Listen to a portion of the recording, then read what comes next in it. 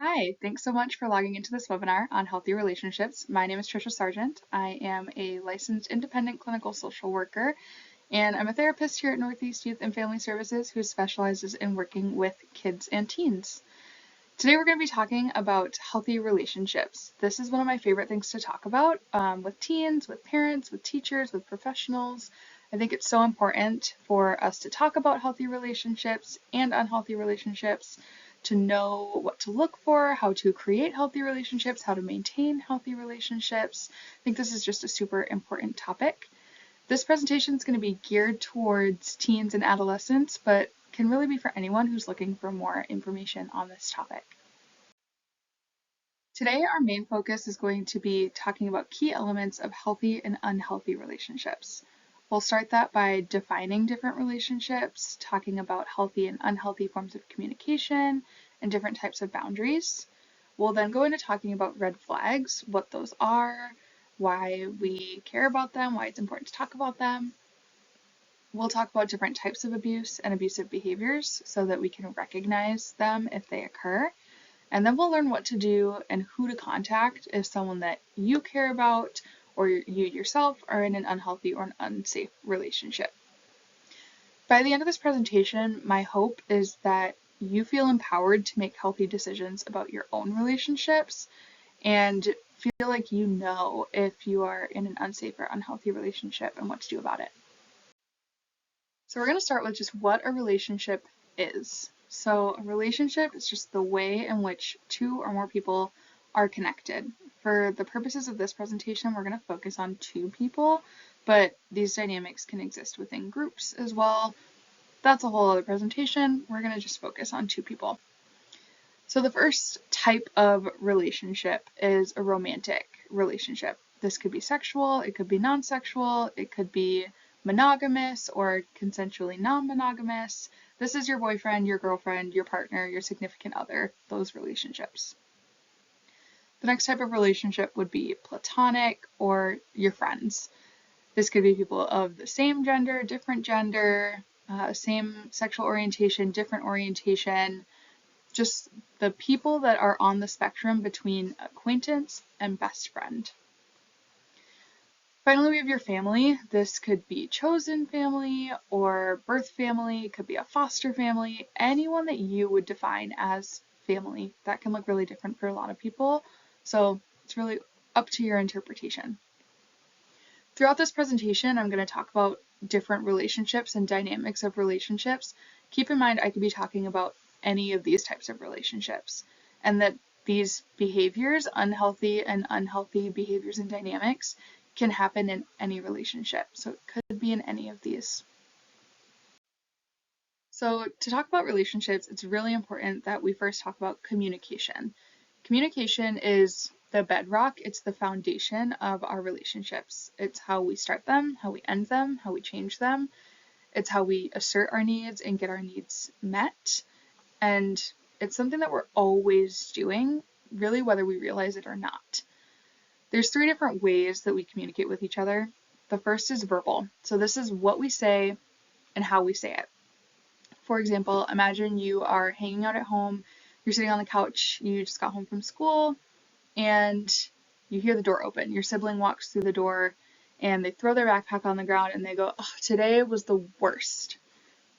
That's them verbally communicating to you by saying today was the worst, that they had a hard day. Their nonverbal communication in that example would have been throwing their backpack on the ground. Their way of communicating, "I'm just done." So nonverbal communication is how we communicate things with our body, with our behaviors, with our actions. This could be crossing our arms to show that we're angry. This can also be a pattern of behaviors. So say you have a friend that you meet up with every passing period in between class, and every time you meet up, they walk away before you're done with your sentence. That is a pattern of behavior that is communicating to you non-verbally that they're not listening to what you're saying, they're not paying attention to you, or that they're late for class. Could be either of those things depending on the situation. A good way to think about verbal and nonverbal communication is sarcasm. How do you know if someone's being sarcastic? Usually a combination of verbal and nonverbal cues. Verbal cues would be what they're saying. Is it ridiculous? Is it snarky? Are they saying it in a sarcastic sort of tone? Are they saying it in a sarcastic way? And then their nonverbal communication. Are they smiling? Are they rolling their eyes? What are they doing to communicate to you that this is sort of a joke? The final way that we communicate is technological communication. So this is how we communicate through our digital devices. This could be texts, it could be DMs, it could be posts. Technological communication is interesting because it can be anonymous. We can do it through a profile that we make with no identity attached to it. It could be a fake identity attached to it. It could be an anonymous DM. Or it can be really curated. It can be a profile that I've made to portray a certain personality that maybe I have, maybe I don't. And then how we talk about, or through communication, how we communicate technologically can also convey feelings and intent. So, for example, if you get a text from your best friend that says, "Hey," in all lowercase letters, it's pretty casual. They're just trying to get a hold of you. They're just trying to start a conversation with you. If you get a text from your best friend and it says "Hey" in all capital letters, even the way that I say it is different. If you get "Hey" in all capital letters, then they are exclaiming something, they're really trying to get your attention, there's some emotion behind it. So the way that we communicate through technology can convey feelings and messages. So why is this important? It's important because we are always communicating, even when we aren't. So if somebody is not talking, not communicating at all, not making eye contact with you, that's still communicating something. So imagine you're walking through the hallways and someone walks by you, they've got their headphones in, they've got their hood up, their eyes are down. They're not saying anything to you. They're not making any gestures towards you. They're not interacting with you. But it's communicating something. It's communicating to you that they want to be left alone, that they don't want to talk right now, that they just don't want to interact. And silence is a great example of how nonverbal communication can convey something. It can be communicating something. So we talk about this because we're always giving and receiving information through our communication, even when we're not trying to. So not only does our nonverbal communication send implicit messages or messages that we don't realize, but our verbal communication can send implicit messaging as well. So how we communicate tells the people around us different things. To talk about these different types of communication styles, I'm going to first set up a scene, an example, before we go through them. So I want you to imagine you are texting with a friend and you guys decide you're going to go to the football game tomorrow. You're making plans for it, you're talking about where you'll meet up, where you'll sit, who you're playing, the team that you're playing against. You're really excited. The next day, you show up at the game, you're at the spot you decided to meet at, and your friend doesn't show.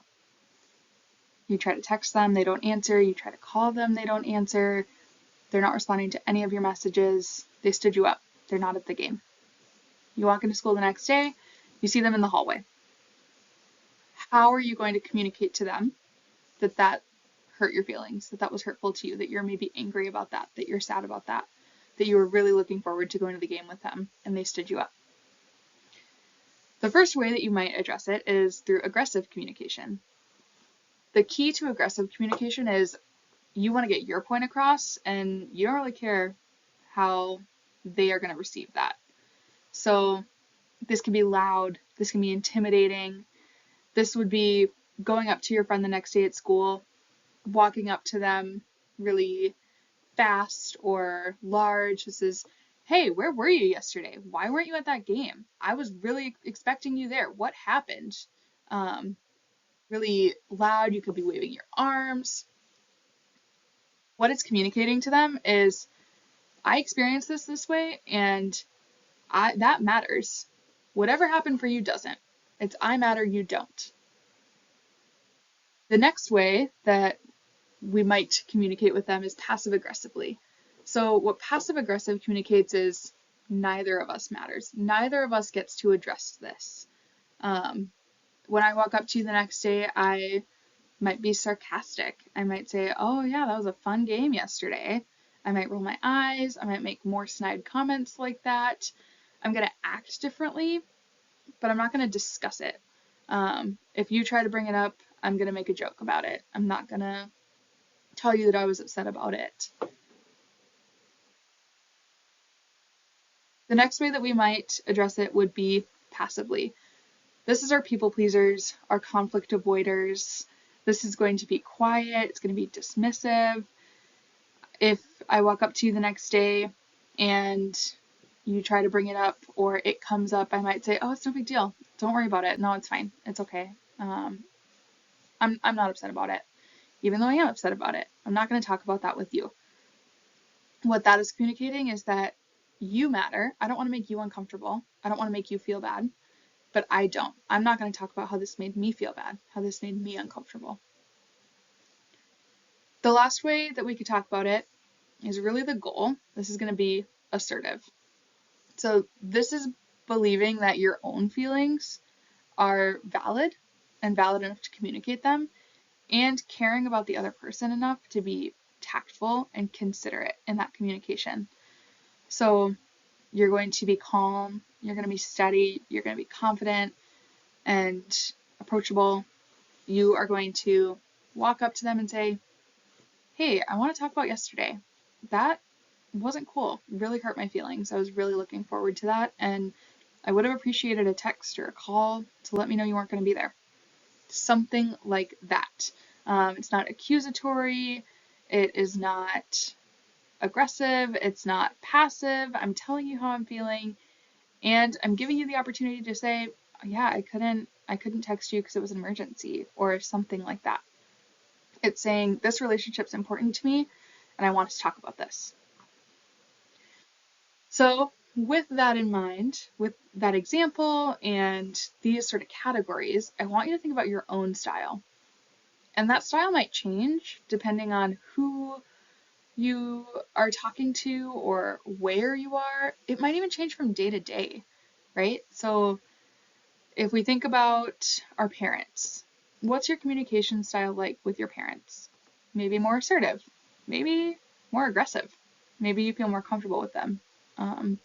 What's it like with your brother or your sister or your best friend?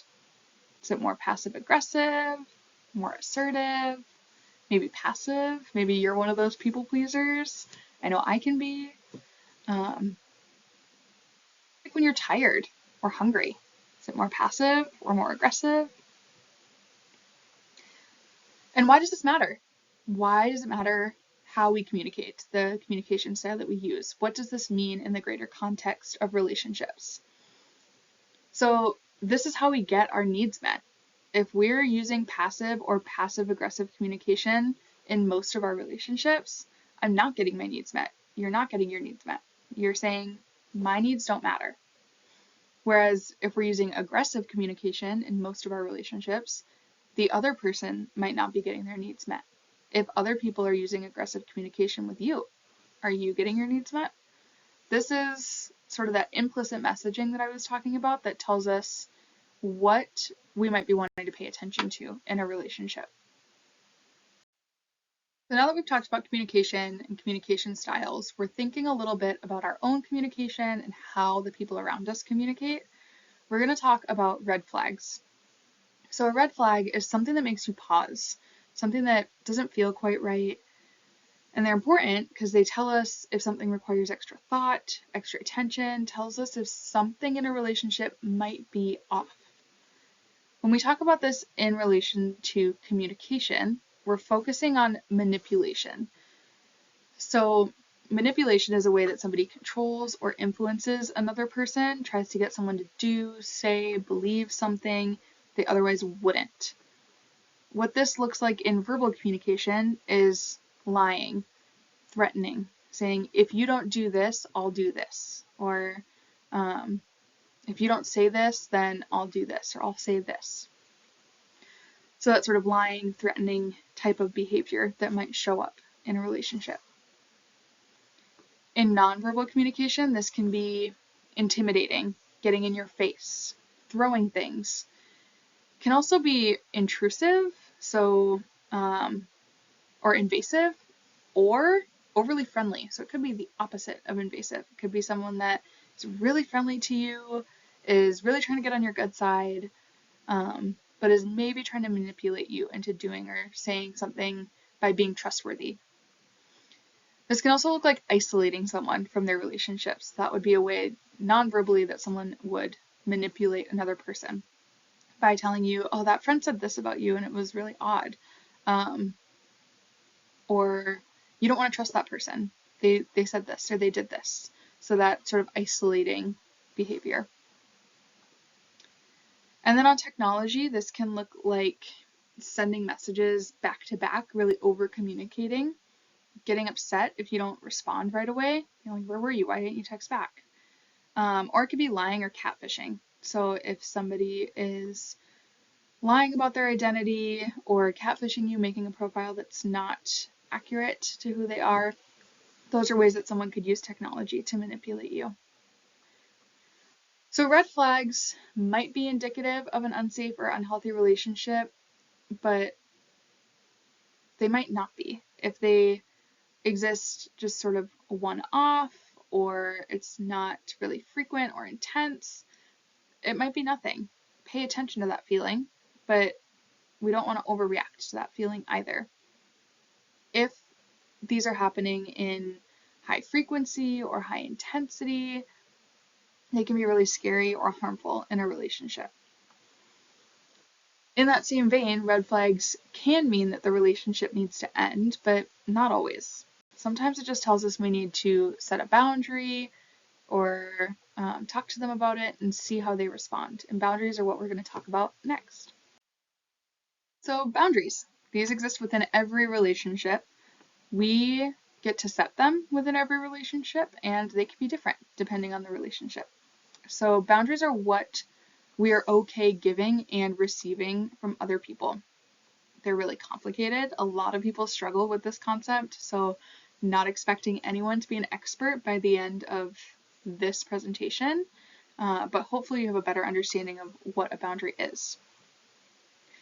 It's really important when we talk about boundaries that we understand that a boundary is something for you, for your own behavior. It is not about controlling somebody else. So we cannot push our boundaries onto other people. These are just for you. So some example of, or the different types of boundaries would be physical, emotional, technological. Really similar to verbal, nonverbal, technological. Boundaries are the same thing, 3 different types.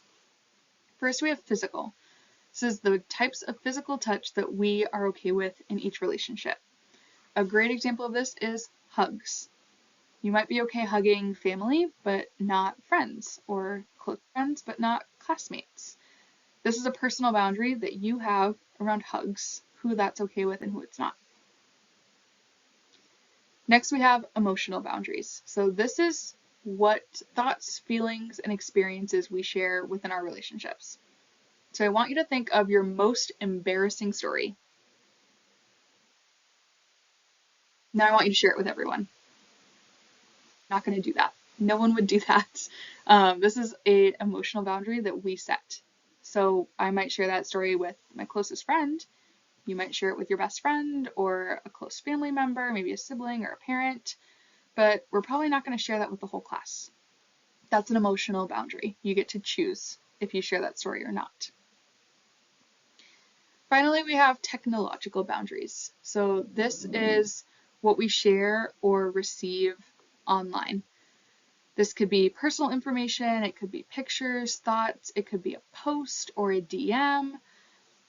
Some of these are suggested to us, like we all learn when we start using a computer, don't share your address with people online. That's a suggested boundary for everybody that we should follow. And then some are a personal choice, right?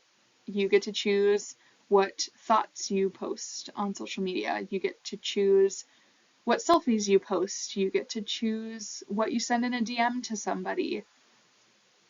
So there's different choice in these different relationships.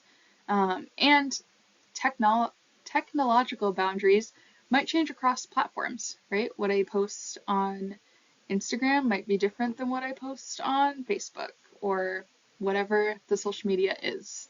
So these are all examples of choices that we make, what we share, what we receive, and how we exist within our relationships. So with boundaries, we get to decide how we set them. We get to decide how open or flexible we want to be. And these are the different terms that we use to kind of talk about that or to define that flexibility. So rigid means hard, immovable. This means that we're going to be really selective about what we share and we're not going to offer a lot of flexibility. So this could mean that every new person that you meet, you say, I'm not going to tell them a lot of personal information. I'm not going to tell them a lot of stories. I'm not going to tell them a lot about me. I'm going to have rigid physical boundaries. I'm not going to hug them or have any physical touch with them. I'm going to have firm technological boundaries. I'm not going to add them on social media. Someone might choose to have rigid boundaries if they've been hurt before. If you've had a lot of friends that have betrayed you, or if you have been burned before, you might say, I'm done. I'm closing that door. The risk of this is feeling really isolated or not being vulnerable enough to build really deep personal relationships. On the other end, we have porous. What porous means is a lot of little tiny holes in things that things get through.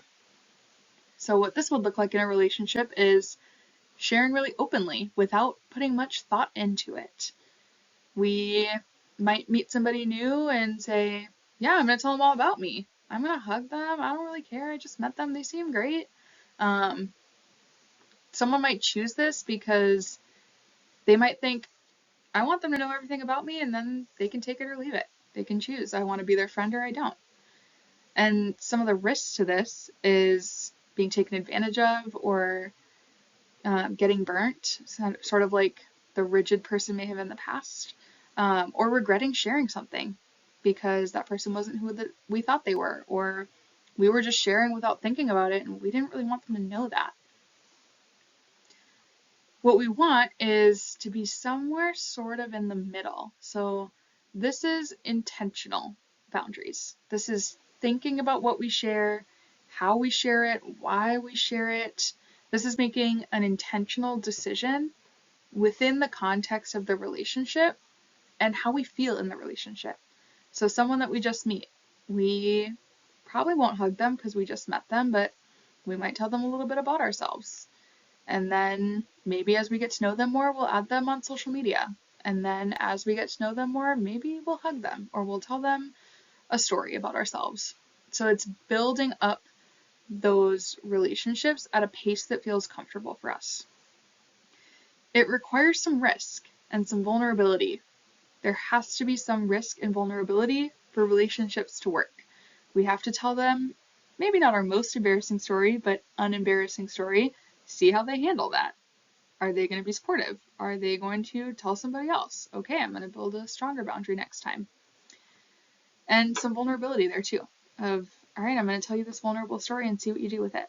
I'm going to add you on social media where I post my thoughts and feelings and see what you do with it. We want to do this so that we can build safe relationships where we get our needs met. We, as humans, have a need to be vulnerable. We have a need to engage with other people, but we want to do it in a way that's safe and where we're going to be respected. So you can kind of tell from these different examples that our past influences how we feel safe and how we perceive safety and how we interact within our relationships and with other people. The important thing here is that boundaries are your choice. You get to choose what feels good, and you'll learn what feels good by paying attention, by thinking about it. Thinking about, do I want to share this yet? Okay, I'm going to share it. What happens next? Okay, they were supportive. Great, I can share more. Or they told someone else. I'm not going to share that with them anymore. I'm going to have a more rigid boundary. So a little bit of trial and error, and then sort of learning as we go. So this is a tool that is really great for thinking about your own relationships. This is what we call the circles of trust. So to use this tool, we start in the center with the only person in the entire world that knows every thought, every feeling, every experience, knows every single thing about you. That's you. No one else has that. Then we move to our inner circle. This is people that we can share our thoughts with, our feelings with, express our needs to, and reasonably expect that they'll support us. This tends to be a more porous boundary because we feel comfortable and confident with these people. This would be our best friends, our family. Again, family is however you define that, but the people that are closest to us. Our outer circle is people that we trust with some things, but not everything. This is our acquaintances, our classmates, our coworkers, people that if they ask us how we're doing, we might be honest. If we're having a not great day, we might say, not feeling it today, but we're not going to go into huge detail about why. So people that know some things about you, that you feel comfortable sharing some things with. And then outside the circles, we have people that we don't trust. So this is people we have rigid boundaries with, people that we don't know well, or people that have hurt us in the past, the people that we don't share things with. What's interesting here is that most adults have about 3 to 4 people in their inner circle. When we are existing within a microcosm like high school or within a really vast system like social media, it can make us think that we need more than we have, but that's not true. Really what we need is 3 to 4 people in that inner circle that we share most things with, that we can express our needs to, that we can expect that they will support us with those needs. So think about yourself. Think about you. Where do your people fall in your circles? Where do people start in your circles if you meet somebody new? Are you somebody that starts with full trust and then people lose trust over time? Or do people start with none and then they have to earn it? If somebody loses trust with you, if they fall to your outer circle or your outside circle, can they work their way back in? These are all questions that can be really helpful in just thinking about your relationships and about how you exist within your relationships and how you interact with them. So as we're talking about sort of porous and rigid boundaries and trust, that idea of do people start with trust or have to earn trust? Can people earn trust back? There's benefits and there's drawbacks to all these different ways of existing within relationships, right? Think about when we talked about the risks and benefits of rigid or porous boundaries. You could have some relationships that are really fulfilling. You could have not a lot of fulfilling relationships. You could be isolated. You could share a lot with a lot of people, but you could get burned. It's all about choice, and there's positives and negatives to all of them. It's figuring out what works best for you. So back to red flags. Now we're going to talk about what red flags might look like in relation to boundaries. So some people might push boundaries using manipulation or pressure. Again, this can be intimidating or it can be overly friendly or intrusive. And red flags can be part of a bigger pattern of somebody persistently testing or challenging our boundaries. That's when we get that sort of gut feeling of, oh, something's not right here. This doesn't feel good. So an example of boundary testing with our physical boundaries would be someone increasing physical touch without consent. So this could be somebody that you talk to maybe every couple of days, you're friendly with, and then one day while you're talking, they try to kiss you. Whoa, right? That would be boundary testing for a physical boundary. They're seeing if they can push that boundary without asking you about it.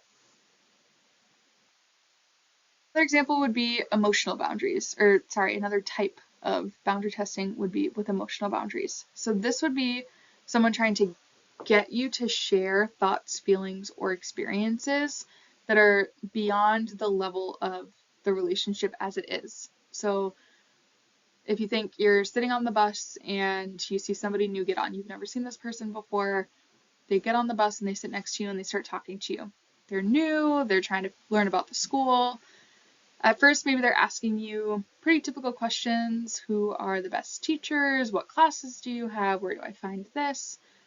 But then they start asking you more uncomfortable questions, maybe about, who is dating at the school, or if you're dating anybody, or, more uncomfortable, intrusive questions like that make you pause and think, whoa, I just met you. That would be an example of emotional boundary testing.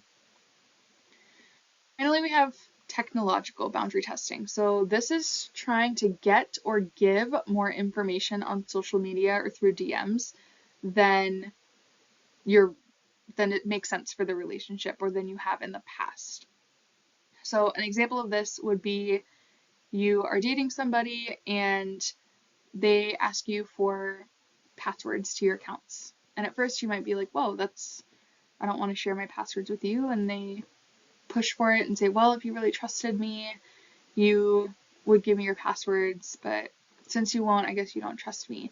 They're trying to manipulate you into getting or giving information that you normally wouldn't. So any of these behaviors might not be alarming on their own. It might be a misunderstanding, a miscommunication, but if there's a combination of boundary testing, if there's a high frequency of boundary testing, if it's really intense boundary testing, that could be a sign that something is off.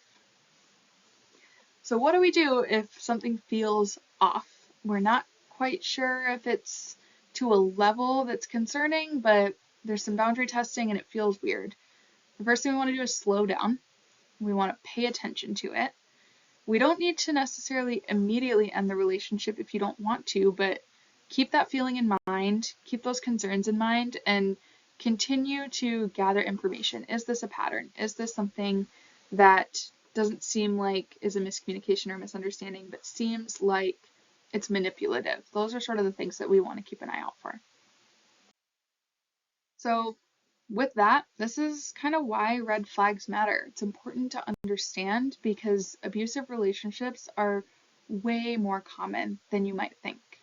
So in 2019, the CDC conducted a national school-based survey with students between 9th grade and 12th grade, and they found the following statistics. Within teen dating relationships in the United States, 65% of U.S. teens report experiencing psychological abuse. 50% of teens report experiencing stalking or harassment within their dating relationships, and 20% of teens report experiencing physical or sexual abuse within their dating relationships. So understanding these red flags and abusive behaviors can help you to stay safe and to know when to ask for help should this happen to you or someone that you care about. So we're going to talk a little bit more about abusive behaviors and what this looks like in relationships, different types of abuse that exist within relationships. The core component of abuse is one person exerting power and control over another, and that can be done in a lot of different ways. The first way is physical abuse. This is abuse that hurts your body. So hitting, pushing, grabbing, pinching, pushing, restraining, any of those sorts of physical types of abuse. Next is emotional. This is abuse that hurts your heart, tearing down someone emotionally, name calling, shaming, those sorts of things. Psychological abuse is any form of abuse that makes you feel fearful, afraid, confused. This could be threatening, it could be gaslighting, but the key piece is that it's trying to make you afraid.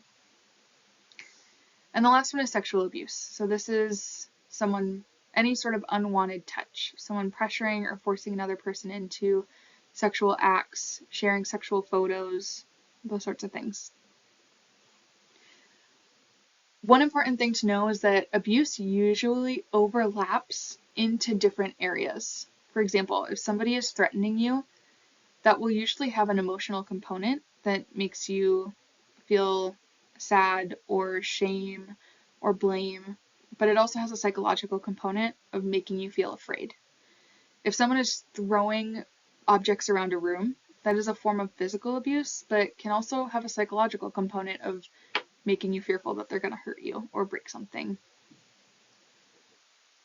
Abuse happens in all different relationships. It doesn't matter the gender identity, it doesn't matter the sexual orientation, it doesn't matter the age, it doesn't matter if it's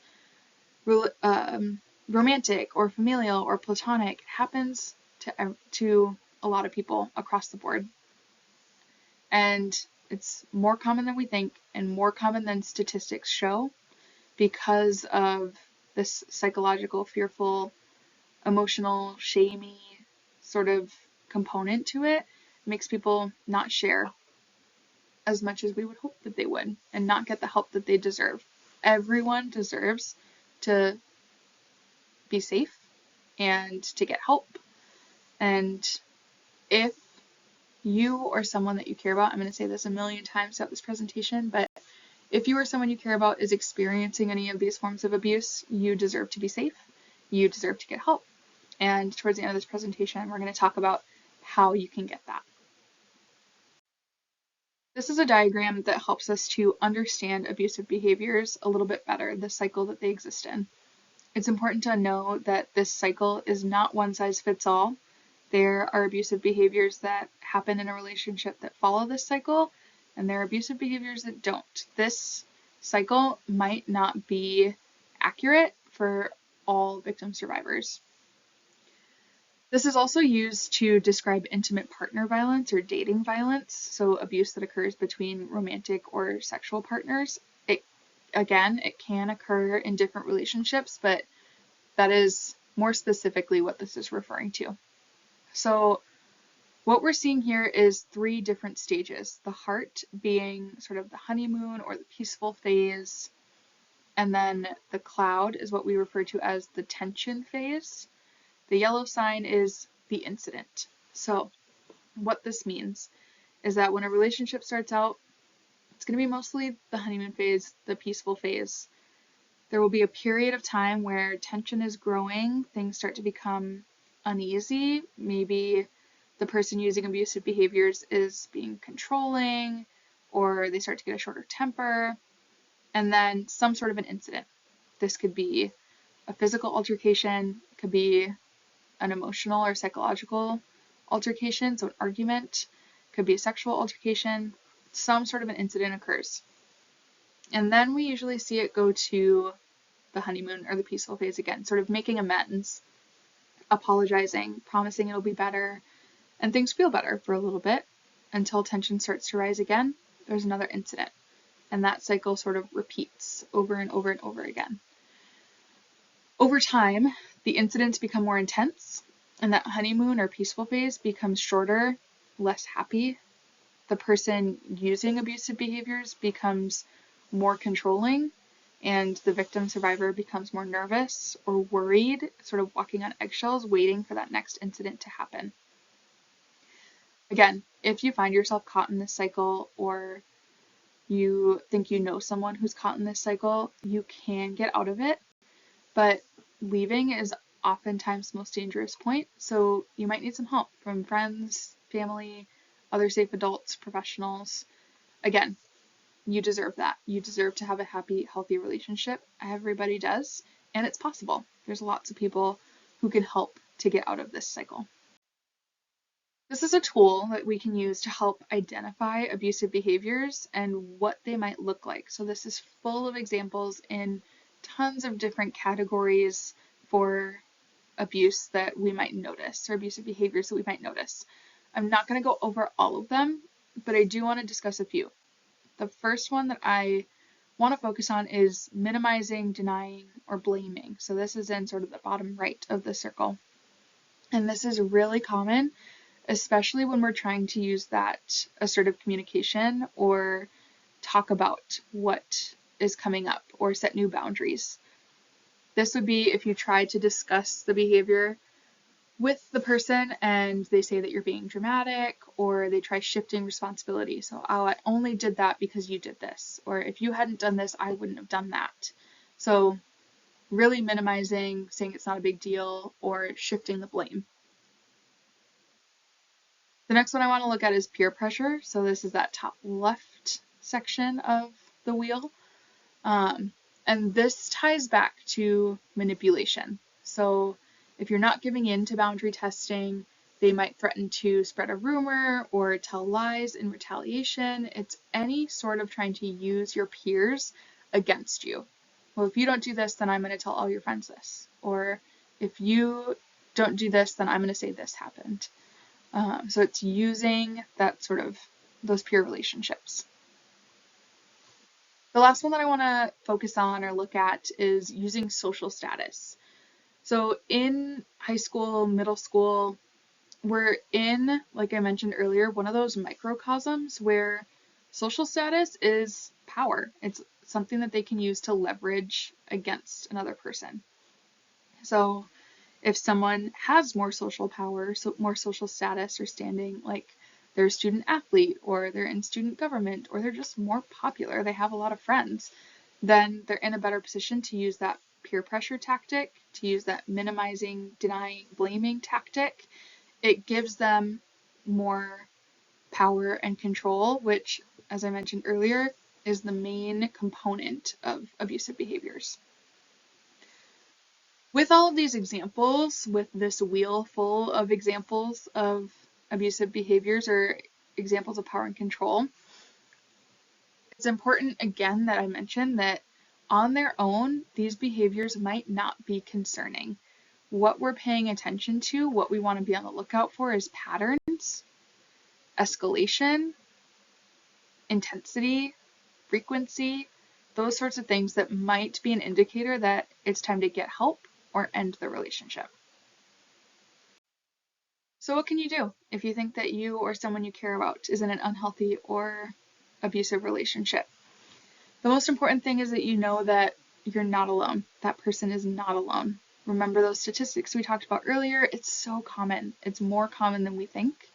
And there are lots of people around that can help if you are feeling uncomfortable or unsafe.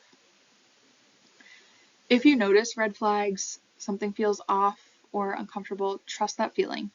Remember, you have choice. You get to set more rigid boundaries if you feel like that's what you need to feel comfortable in your relationship. Things might not feel scary right now if it's just a one-off, or you've been paying attention to it for a while, but you're not quite sure. So use the adults in your life that have experience with relationships. This could be a parent, a caregiver, teacher, coach, counselor, group leader, the safe adults in your life that care about you, that you can ask questions about relationships, or you can talk to about how you're feeling. Get a second opinion. It can feel really nerve-wracking to talk to adults about scary relationships or uncomfortable relationships. If you feel nervous, I really recommend getting a friend to go with you. Someone that can sit next to you while you talk to an adult, or sit on the phone with you while you talk to someone. Just an extra sort of support, one of those people from your inner circle. If the adult that you tell doesn't respond, keep telling until someone believes you and someone does something, because you deserve to feel safe and happy and healthy in your relationships, and it's okay to keep asking for what you need. If you want to talk to a professional and get some professional support, you can call 211 to find clinics and community resources in your area, or I'm going to go over some resources in the next couple slides.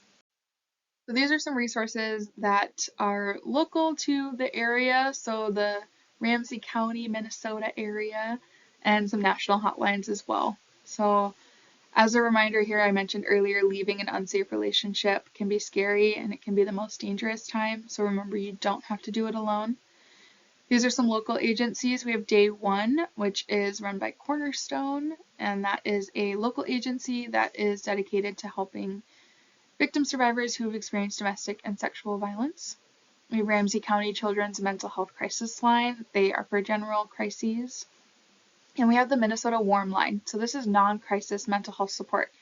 Earlier I mentioned if you feel like something is off, you can kind of get a second opinion. This would be a place to do that.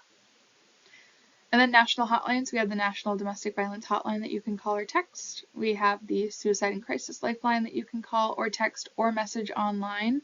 I don't have the website listed here, but it's 988lifeline.org. And then we have the crisis text line that you can call, or that you can text, sorry. In an emergency, always call or text 911 for immediate response. And the last resource that I want to talk about is us. So here at Northeast Youth and Family Services, we are so proud and excited to be launching our Restoring Power program. This is domestic violence and sexual assault advocacy and therapy services. We have a lot of youth-specific programming. So we have an advocate here that helps youth move towards safety and stability and accessing community and legal resources. We have individual therapy services for youth. So we have a therapist that specializes in working with youth who've experienced abuse or trauma. And we have group therapy services. So this is a space where you can connect with other kids and teens who have experienced unsafe relationships in the past.